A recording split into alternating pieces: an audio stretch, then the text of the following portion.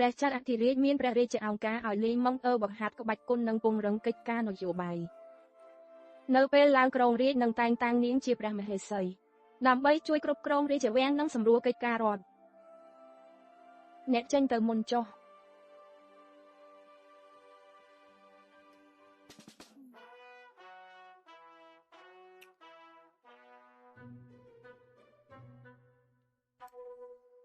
ខ្ញុំទៅមើលបន្តិចសិន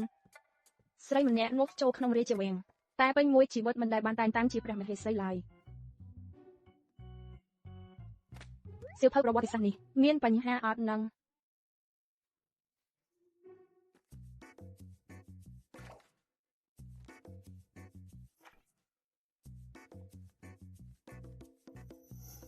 មិនក៏នាងនៅតែជាព្រះនាងដដែលគេមិនបានតែងតាំងខ្ញុំជាព្រះមហេសីទេ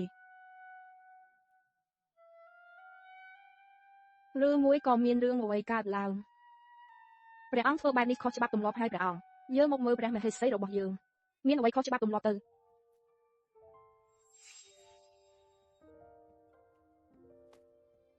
កុំនិយាយផ្ទះអីគេមិនទាន់បានតែងតាំងផងពិធីនៅខាងក្រៅគេរៀបចំរួចរាល់អស់ហើយចាំតែអ្នកចេញទៅប៉ុណ្ណោះមានអ្វីដែលហៅមិនបាននោះបើមិនទាន់តែងតាំងមានន័យថាមានរឿងហើយប្រហែលជាបន្តិចទៀតមានស្រីមកពីស្រុកឆ្ងាយលេចមុខមកប្រហែលជាបន្តិចទៀតមានព្រះនាងមកពីស្រុកឆ្ងាយលេចមុខមកដល់តាមរៀបការជាមួយអ្នកហើយដល់ពេលមង្គលហើយឮទេដល់ពេលមង្គលហើយ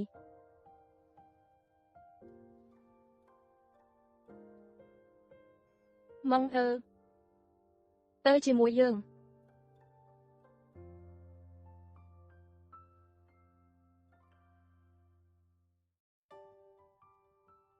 ម៉ងចាប់ពីថ្ងៃនេះទៅយើងនឹងរួមសុខរួមទុក្ខថែរក្សាទឹកដីនេះរួមរស់ជាមួយគ្នាដល់ចាស់កោខ្នងរស់នៅយ៉ាងសុខសាន្ត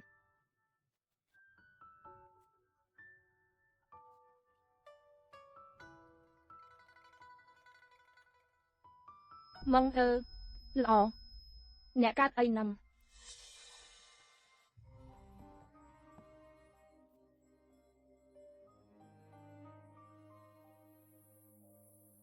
ប្រសិនបើសាស្ត្រាចារ្យនេះអាចចងចាំបាន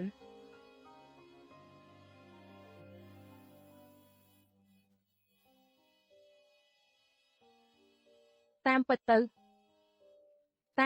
នេះគឺជាទីបញ្ចប់របស់យើងកុំតាមពិតស្រីដែលមិនត្រូវបានតែងតាំងក្នុងសៀវភៅនោះគឺជារូបខ្ញុំ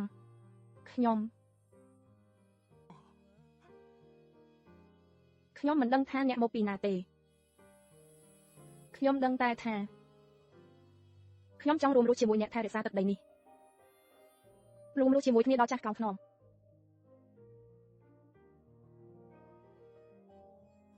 មែនហើយជីវិតមនុស្សវែងឆ្ងាយណាស់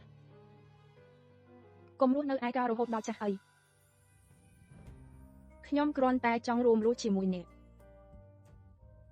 ស្លាប់ក៏នៅក្នុងភ្នូតែមួយ